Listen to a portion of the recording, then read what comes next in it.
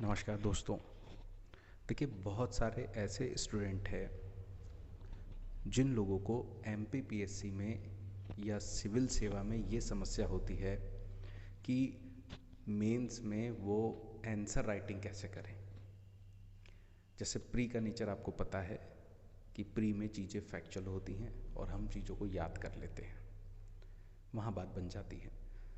लेकिन मेंस में हमको जो है आंसर लिखने होते हैं, जिसकी वजह से हम जो हमारी प्री में याद करने की प्रवृत्ति होती है उसको मेंस में अप्लाई करने के लिए सोचते हैं, लेकिन वो वर्क नहीं करती है और हम हर प्रश्न के हर पॉइंट को याद नहीं रख सकते क्योंकि हमको उसे लिखना भी है।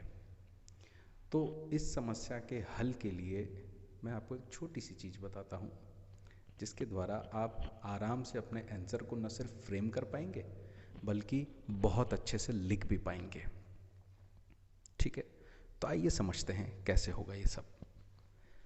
देखिए, सबसे पहले आप प्री पढ़ के आए हैं तो आपको पता है कुछ जानकारी तो आपके पास है।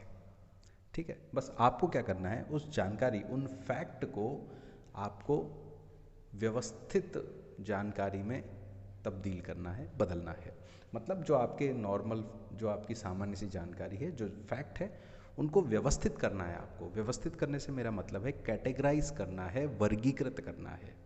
अगर आप उसको वर्गीकृत कर लेते हैं तो बहुत अच्छे से आप चीज़ों को डिस्क्राइब कर पाएंगे, पहली चीज़। दूसरी चीज़ ये कि आपके पास जो सामान्य से, भाई प्री में नॉर्मल फैक्ट होते हैं जो हम याद करते हैं, तो सामान्य सी जानकारी को, नॉर्मल फैक्ट को आपको विश्लेषणात्मक फैक्ट में बदलना है, मतलब कि एनालिटिकल फैक्ट में बदलना है।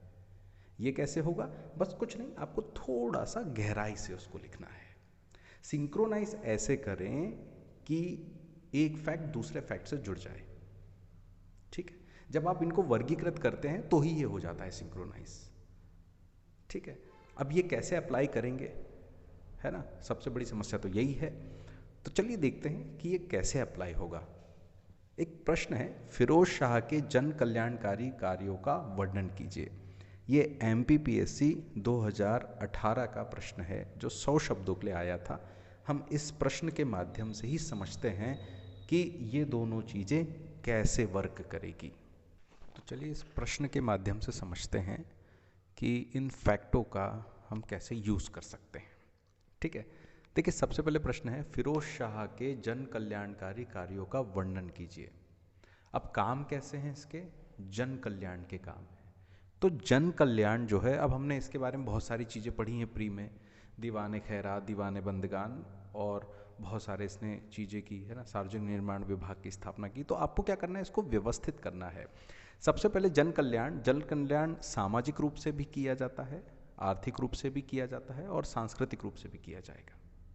ठीक है, तो आपने सबसे पहले जन कल्याण को क्या किया, कैटेगराइज कर लिया आपने।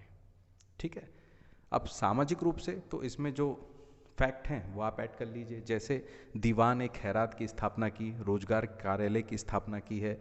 उसके बाद दीवान इश्तिहाक, जो पेंशन, वृद्धों के लिए पेंशन विभाग था, वो था दीवान इश्तिहाक। दारुल सफ़ा जो चिकित्सालय था, ये सब जो है सामाजिक रूप से आप इंक्लूड कर सकते हैं।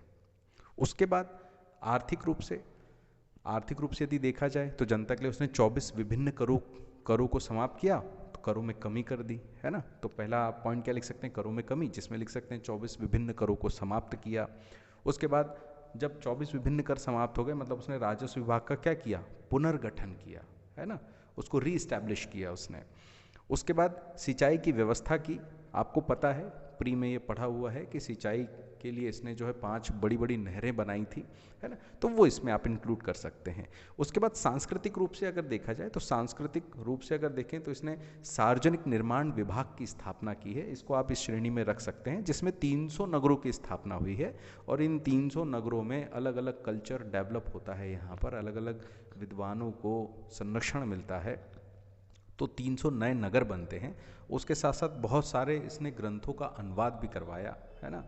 तो ये सारी चीज़ें संस्कृति में आ सकती हैं। इसके अलावा बहुत सारी चीज़ें आप इसमें इंक्लूड कर सकते हैं, है ना। ये मैंने आपको एक शॉर्ट तरीके से बनाया क्योंकि समय की एक लिमिटेशंस होती हैं, है ना। आई होप कि आपको ये वीडियो बहुत पसंद आया होगा, और आगे आप कमेंट करिए अगर आप चाहते हैं कि इसके आगे भी मैं आपको और कुछ चीज़ें बताऊं, तो मैं इसका बहुत डिटेल में वीडियो आपको बताऊंगा, जिसमें हम बहुत सारी चर्चा करेंगे, कौन से पॉइंट को कहाँ पर लिखना है, वो सारी चीज़ों को मैं इंक्लूड करूँगा। ये एक मैंने बहुत ही स्नैपशॉट, एक बहुत शॉर्ट वीडियो के माध्यम से आपको समझाने का प्रयास किया है। Thank you.